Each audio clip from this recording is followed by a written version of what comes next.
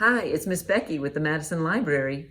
If you missed our program with Sharon Nettles from the Mississippi Tobacco Free Coalition today, you really missed something special. She is here and she is going to tell us very quickly just some of the things. We're going to look at some of the horrible things that happen due to smoking and vaping.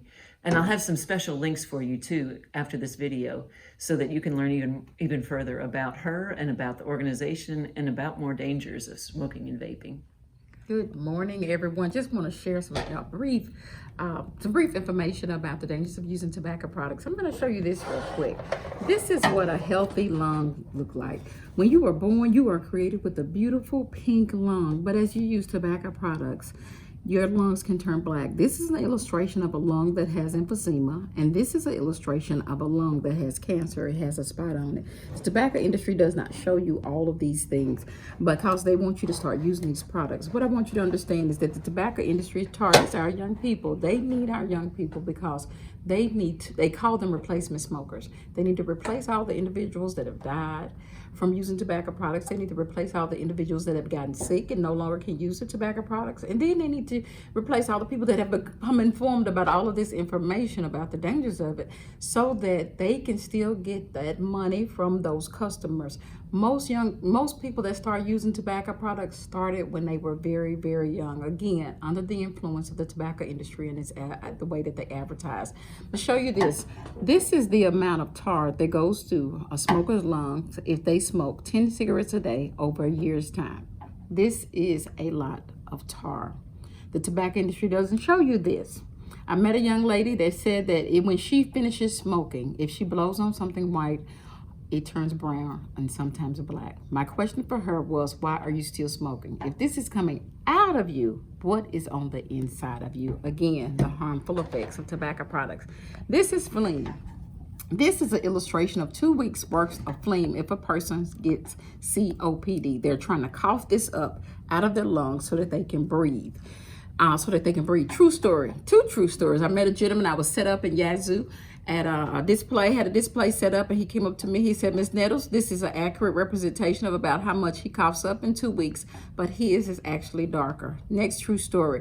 I met a man in Chula. I was at an apartment complex doing this program, and he said, Miss Nettles, if you come to my house, you'll see this jar, but it's 1 week. He coughed up this much phlegm in 1 week. 1 week trying to breathe. But I went back to Chula about 8 months or so after it. And I always tell about the man in Chula, but the maintenance guy from his apartment complex came down and told me that he was no longer with us. He passed away. And when they had to clean his apartment, they found container after container of this.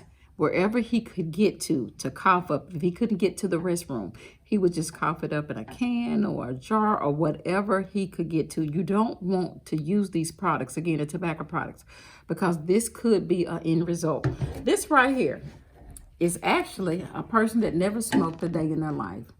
It's a lung. This is a lung. A person never smoked a day in their life because they were around the individual that used tobacco products or worked around individuals that use tobacco products. Their lungs were affected. This is an illustration of secondhand smoke. There are 2 types of secondhand smoke. One is called side stream, if a person was just holding a cigarette and the smoke was coming off the side of it. And then also mainstream. That's the smoke that a person, if they're actually smoking the cigarette and they're inhaling it and then they're exhaling it. There are 7,000 chemicals in secondhand smoke. So if you walk into a cloud of smoke that somebody has just finished smoking a cigarette or cigar or whatever, you are getting affected by some of those 7,000 chemicals. Some of those chemicals, some of the harsh ones that we are familiar with, like formaldehyde, what they preserve dead bodies with, ammonia, what we clean with, and we can barely stay in the room because it's so strong. Acetone, ladies, what we clean our nails with.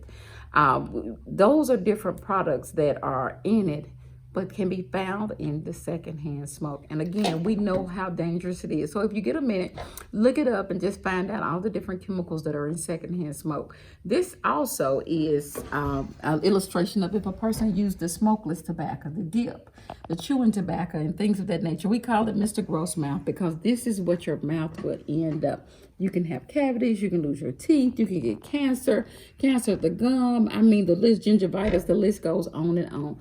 On the commercials again, and places where you might see somebody advertising a product like this, even online, again, they don't tell you the end result. They only tell you that it's something glamorous, it's popular, everybody is doing it.